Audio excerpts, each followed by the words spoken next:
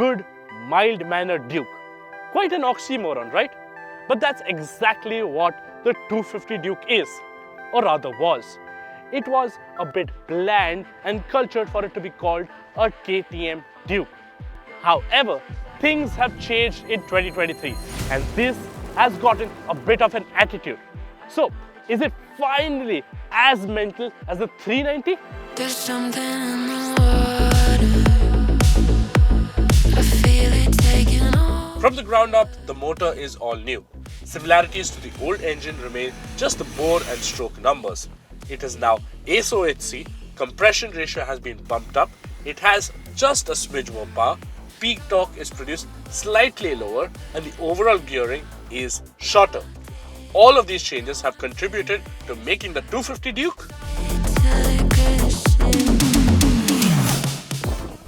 quite a bit exciting, as this motor now has a sense of drama as you rev it hard all the way through each one of the gears.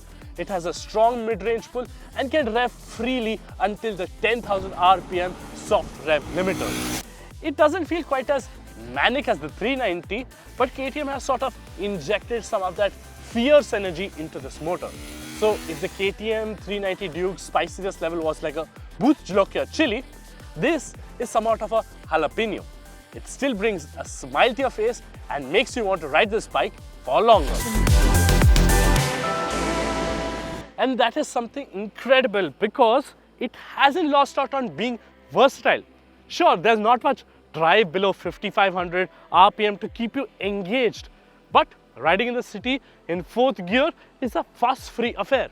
You do get a bit of tingling sensations at slow speeds, which are not bothersome by any means at all. But once you start to take it out of the city, it can happily sit at speeds of 110 kmph all day. The 250 now also gets the same quick shifter as the 390s. But unlike the 390, where we found the system to be a bit glitchy, the same experience was far smoother here. Maybe it could have been something to do with the engine not being quite as quick revving as the 390. But hey, we aren't complaining here.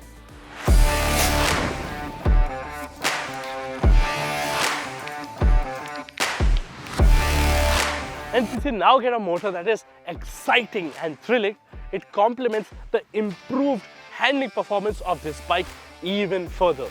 The new chassis' confidence-inspiring traits work well here as well, as you can properly hoon the 250 Duke around the twisties.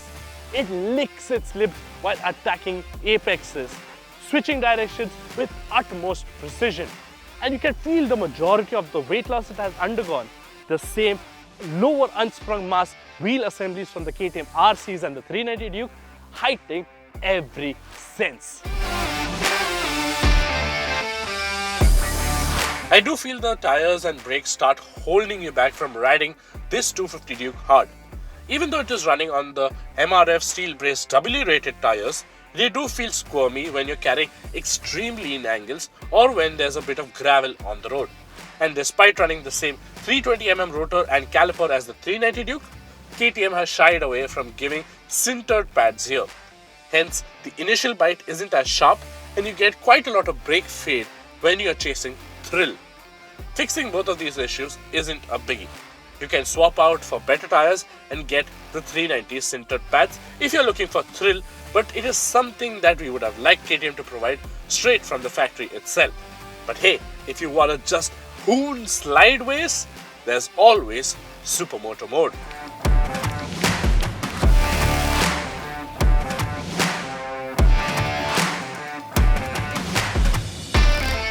Now since the 250 Duke shares its chassis and subframe with the 390, you get a similar riding stance here as well.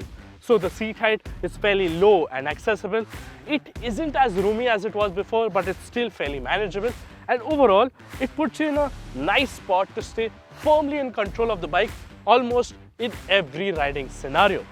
However, for taller riders or those with larger limbs, might we suggest you get the taller 820mm seat height, because on longer rides, you might just find that this lower half body posture starts to get a little cramped, and that seat might just fix that issue.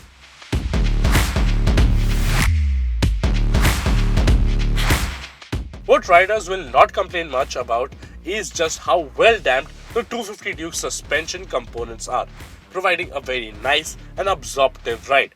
It flattens broken stretches without breaking a sweat or making you bounce off the saddle.